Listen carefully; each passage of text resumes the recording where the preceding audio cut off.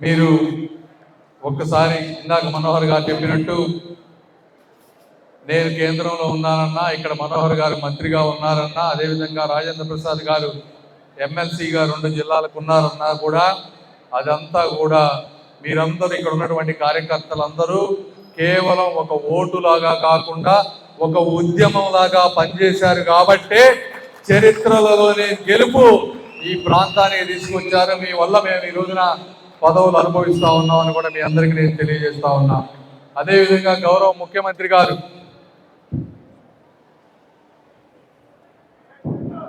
ప్రతి క్షణం ప్రతి నిర్ణయం వెనుక కూడా తెలుగు ప్రజల సంక్షేమం ఉంటుంది వారికి. అదేవిధంగా పవన్ కళ్యాణ్ గారుగా అధికారం కోసం కాకుండా ప్రజలలో జరుగుతున్నటువంటి అన్యాయాన్ని తట్టుకోలేక వీధుల్లోకి వచ్చినటువంటి వ్యక్తి. అదేవిధంగా గౌరవ ప్రధానమంత్రి గారు నిరంతరం 40-50 సంవత్సరాలుగా రాజకీయాల్లో పనిచేస్తా ఉన్నా కూడా అలసట లేకుండా పనిచేస్తూ 3 పార్టీల కలయికతో ఒక మహాశక్తిగా ఈరోజు ఆంధ్రప్రదేశ్ ముందుకు వెళ్తా ఉంది. ఆంధ్రప్రదేశ్ పునర్నిర్మాణానికి ఒక బలమైన పునాదిగా కూడా ఉంది అని మీ అందరికీ నేను తెలియజేస్తా ఉన్నా. ఎక్కడైనా కలయికంటే 1+1+1 అంటే 3 కాదు, 111 రెట్ల వేగంతో ఈరోజు ఆంధ్రప్రదేశ్ వెళ్తా ఉంది. ఎందుకంటే మీరు మొన్న జగన్మోహన్ రెడ్డి గారు మాట్లాడుతూ ఒక ప్రెస్ మీట్లో మన మైండ్ సెట్ బాగలేదని చెప్తా ఉన్నారు. నేను జగన్మోహన్ రెడ్డి గారికి అడుగుతా ఉన్నా, ఎవరిది మైండ్ సెట్ ప్రాబ్లం? ప్రజావేదికను కూర్చున్నదా మైండ్ సెట్ అని అడుగుతా ఉన్నా. కల్తీ మద్యం పోయటమా మైండ్ సెట్ అంటా ఉన్నా. ప్రతి రోడ్డు గుంతలమయం చేయటమా మైండ్ సెట్ అని అడుగుతా ఉన్నా. ఈ విధంగా నువ్వు ఈ రాష్ట్రాన్ని సర్వనాశనం చేసి మళ్ళీ ఈ రోజున నీ 5 సంవత్సరాల కాలంలో నువ్వు చేసిన కేవలం బటన్ నొక్కటం తప్పించి నువ్వు చేసిన మంచి పని ఏంటి అని అడుగుతా ఉన్నా. అమరావతి నీ వల్ల సాధ్యమైందా? మా వల్ల ఈరోజు సాధ్యమవుతా ఉంది.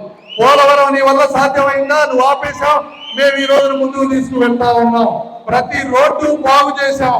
అదేవిధంగా ఇక్కడ రైతుల గురించి మాట్లాడితే నాదెండ్ల మనోహర్ గారు మంత్రిత్రుగా ఉన్నప్పుడు ఏ విధంగా అంటే 1670 కోట్ల రూపాయలు నువ్వు అప్పు చేసి కట్టలేక చేతులు ఎత్తేస్తే వచ్చిన వెంటనే మేము కట్టి మీ అప్పు తీర్చామని ఈరోజు చెప్తా ఉన్నాం. నువ్వు ఆరోగ్యశ్రీ బిల్లులు కట్టకపోతే మేము కట్టాం, నువ్వు ఫీ రియంబర్స్మెంట్లు కట్టకపోతే మేము కట్టాం. అదేవిధంగా 4 నెలల పెన్షన్ ఇచ్చాం. దేశంలో ఏ రాష్ట్రంలో కూడా ఇవ్వనటువంటి పింఛన్ ఈ రోజు ప్రతి ఒక్కరికి 4000 రూపాయలు ఇస్తా ఉన్నాం. అన్నదాత నీకంటే ఎక్కువ పెంచిస్తా ఉన్నాం. ఈ రోజున తల్లికి వందనం నీకంటే పెంచి ఎక్కువ ఇస్తా ఉన్నాం. రేపు అనకాపల్లిలో ఆర్సెనల్ పిట్టల వారిది ఒక అద్భుతమైనటువంటి స్టీల్ ప్లాంట్ రాబోతా ఉంది. కనీసం నువ్వు కడపలో ఒక నీ సొంత ప్రాంతంలో స్టీల్ ప్లాంట్ కూడా కట్టుకోలేని అసమర్థ ముఖ్యమంత్రి నువ్వైతే మేము వచ్చిన తర్వాత అనకాపల్లిలో ఈ రోజు స్టీల్ ప్లాంట్ కడతా ఉన్నామంటే నీ మైండ్ సెట్ కి మా మైండ్ సెట్ కి జగన్మోహన్ రెడ్డి గారు అని ఈరోజు చెప్తా ఉన్నా. కాబట్టి ఈ విధంగా జగన్మోహన్ రెడ్డి గారు ప్రెస్ మీట్లు పెడితే ఇక్కడ ఎవడో భయపడేవాడు లేడు. నీ అమాయకత్వాన్ని ప్రజలు నిన్ను ఒక్కసారి చూసి మోసపోయి నువ్వేదో రైతు బిడ్డ అంటే నిజమనుకొని ఓట్లేశారు తప్పించి మళ్ళీ నిన్ను ఈ ప్రాంతంలో ముఖ్యంగా మళ్ళీ నిన్ను అధికారంలోకి రానివ్వరు అని కూడా నేను తెలియజేస్తా ఉన్నా.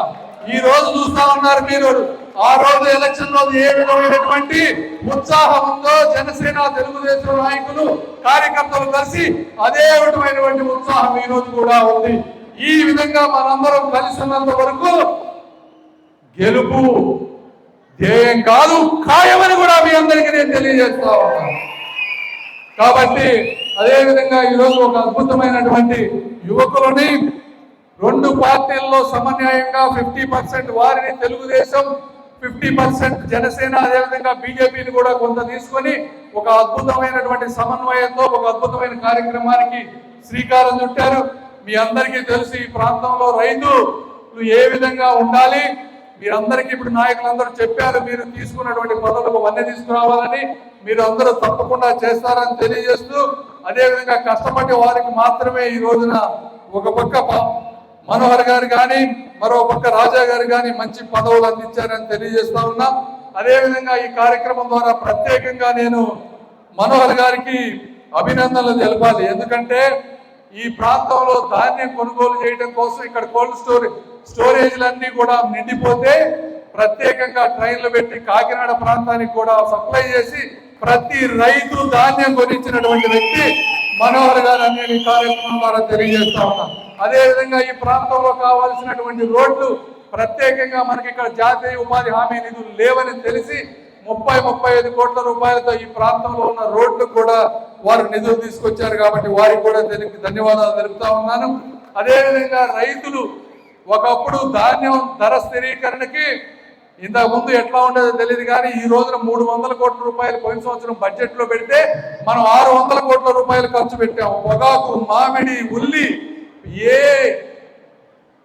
ఏ పంట అయినా కూడా రైతులకు అన్యాయం లేకుండా చేస్తా ఉన్నారు గౌరవ ముఖ్యమంత్రి గారు, అదేవిధంగా పవన్ కళ్యాణ్ గారు అని తెలియజేసుకుంటూ మరొకసారి ఈ కార్యక్రమానికి వచ్చిన వాళ్ళందరికీ ధన్యవాదాలు తెలుపుకుంటూ ఇదే విధంగా మనందరం ఒకే విజన్, మిషన్, వాయిస్, ఒక అన్స్టాపబుల్ ఫోర్స్ గా ఉండాలని, కలిసిమెలిసి ఉండాలని. ఎందుకంటే వాళ్ళు గెలవాలంటే మనల్ని విడదీయడం తప్పించి వాళ్ళకి వేరే మార్గం లేదు. కాబట్టి ఎన్ని చేయాలో అవన్నీ చేస్తూ ఉంటారు.